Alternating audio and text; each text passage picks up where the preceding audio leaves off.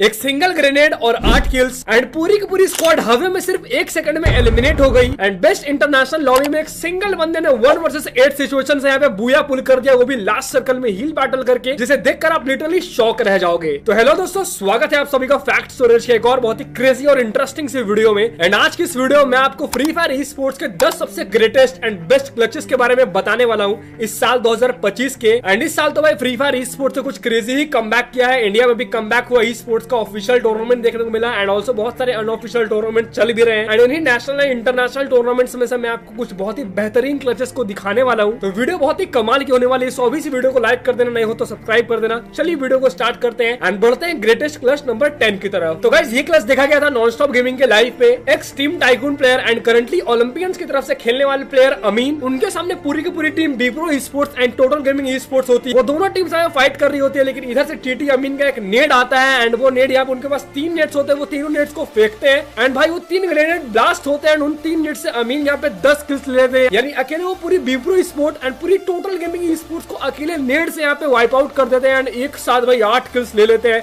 जो कि भाई बहुत क्रेजी लेवल का क्लच था। ग्रेटेस्ट क्लच नंबर 9, ये क्लच भी हम लोग को नॉन स्टॉप गेमिंग के ही लाइव पे देखने को मिला था। यहाँ पे लास्ट सर्कल था, मेटा निंजा यहाँ पे ऊपर होल्ड कर रही होती है, नीचे यहाँ पे एनजी प्रोज होल्ड कर रही होती है। विंसेंट भाई यहाँ पे जो कि स्नाइपर है मेटा निंजा के, वो यहाँ पे स्पॉट करते हैं एनजी के प्लेयर्स को। वो भाई नीचे कूदते हैं, वो पहले क्रॉप्सी को डाउन करते हैं, देन भाई वो अंदर घुसते हैं भाई, वो पहले यहाँ पे एस्टेक को हेडशॉट मारते हैं स्नाइपर का, देन अनुभव को भी स्नाइपर का हेड मारते हैं भाई, और उसके बाद यहाँ पे जो लास्ट प्लेयर यहाँ पे मनु है उनको भी मारते हैं। एंड क्लोज रेंज में कुछ इस लेवल का स्नाइपर क्लच, मतलब मेरे हिसाब से ये शायद मैंने जितना ई स्पोर्ट्स देखा है ये अब तक का सबसे फास्टेस्ट स्नाइपर क्लच है जो कि शॉर्ट रेंज में किया गया है ई स्पोर्ट्स हिस्ट्री का। ग्रेटेस्ट क्लच नंबर 8, गाइस ये क्लच लैटाम के किसी टूर्नामेंट का है, मुझे नाम नहीं पता। ये एक वहां का रीजनल टूर्नामेंट था जो कि यूट्यूबर्स के द्वारा करवाया गया था। तो यहाँ पे एक टीम थी सीएच नाम करके, मुझे नाम नहीं पता है। तो यहाँ पे जो एलएल गेम्स की है, गेम्स किंग को आप जानते होंगे, जिन्होंने वर्ल्ड सीरीज भी खेल रखा है, ई स्पोर्ट्स वर्ल्ड का भी खेल रखा। तो ये मैच कलाहारी में यहाँ पे हो रहा होता, ऊपर एक टीम यहाँ पे होल्ड कर रही होती है। और अब आप देखोगे परफेक्ट रश किसको कहते हैं। ऊपर 4 बंदे बैठे हुए हैं, नीचे से गेम्स किंग की जो स्क्वाड है वो एक साथ क्रैपलिंग हुक गन का यहाँ पे यूज करती है, और चारों बंदे भाई एक साथ यहाँ पे जंप करते हैं, उड़ते हैं और जाते हैं, और भाई इसको कहते हैं परफेक्ट रश। भाई वो घुसते हैं, मारते हैं ऊपर वाली स्क्वाड को।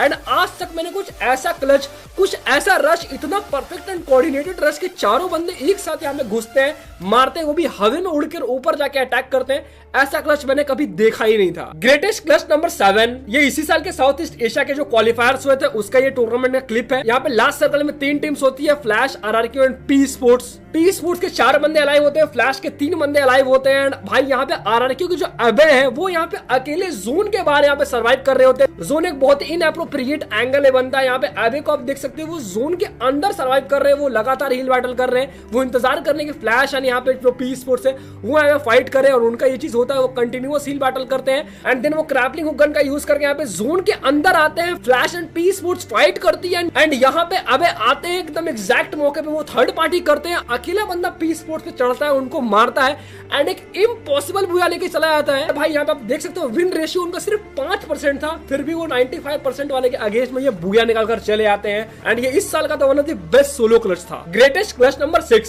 ये क्लच अभी रिसेंटली यहाँ पे जो हमारी जी मीडिया का टूर्नामेंट हो रहा है उसके अंदर हम लोग को देखने को मिला था। यहाँ पे जो हमारे रेवेनेंट एक्सपार्क है वो यहाँ पे घर के अंदर होल्ड कर रही होती है। मेटा निंजा के जो प्लेयर्स है वो उनको स्पॉट करते हैं। जो मेटा निंजा के जो गिनोत्रा है उनको मोको से लोकेशन दिख रहा होता है, वो भाई अंदर जाते हैं और स्काइथ लेकर भाई पूरी टीम को यहाँ पे उड़ा के रख देते हैं। भाई अकेले वो बंदा भाई पूरी टीम को लेकर डूब जाता है, और स्काइथ क्लच भाई बहुत दिनों के बाद देखने को मिला। एंड करंट मेटा में स्काइथ से बहुत कम क्लचेस होते हैं, लेकिन बहुत दिनों के बाद यहाँ पे गिनोत्रा ने old free fire e sports की याद दिलवा दी इस क्लच को करके। ग्रेटेस्ट क्लच नंबर 5, ये क्लच हम लोग वर्ल्ड सीरीज के साउथ ईस्ट एशिया के जो नॉकआउट स्टेज थे उसमें हमें देखने को मिला था। यहाँ पे जो हमारी हेवी स्पोर्ट्स है जो डब्ल्यूएजी है वो हमें फाइट कर रही होती है, शॉर्ट रेंज में फाइट हो रहा होता है, पूरा भसड़ हो रहा होता है शॉर्ट रेंज के अंदर। देन यहाँ पे बीटीआर कोजा जो है उनके पास 2 नेट्स होता है, वो 2 नेट्स यहाँ पे इस घर के अंदर थ्रो करते हैं। पूरी की पूरी जो हमारी हेवी स्पोर्ट्स एंड जो हमारी डब्ल्यूएजी है उनका जो किल है वो यहाँ पे मिल जाता है बीटीआर कोजा को। उनको सिर्फ 2 किल्स थे, उन्होंने यहाँ पे नेट फेंका और उनको 8 किल्स मिल गए, और एक सिंगल टाइम में 8 किल्स यहाँ पे 1 वर्सेस 8 कर दिया उन्होंने नेट के साथ। मतलब नेड से इतना शॉकिंग क्लच भाई, वो अमीन वाला एंड देन ये वाला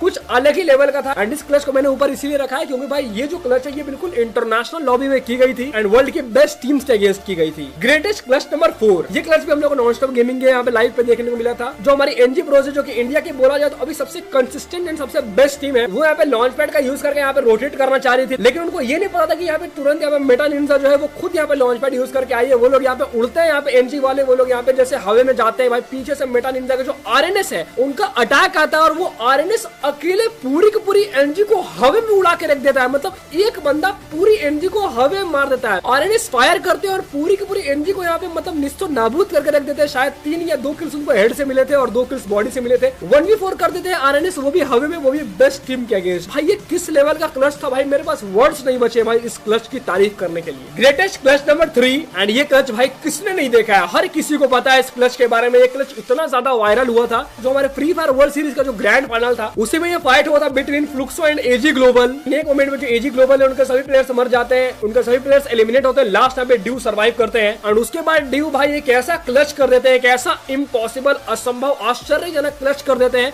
जिसके लिए कोई वर्ड्स नहीं है तारीफ के लिए। वर्ल्ड की बेस्ट टीम फ्लुक्सो है सामने, उनको 1v4 मारना, वो भी स्नाइपर से भाई, मतलब घुमा घुमा कर क्या मारा था ड्यू ने भाई, मतलब कोई वर्ड्स नहीं है। एक जिपलाइन पे जो शॉट कनेक्ट किया था उसके लिए मेरे पास कोई वर्ड्स नहीं, वो शॉट कनेक्ट कैसे हुआ।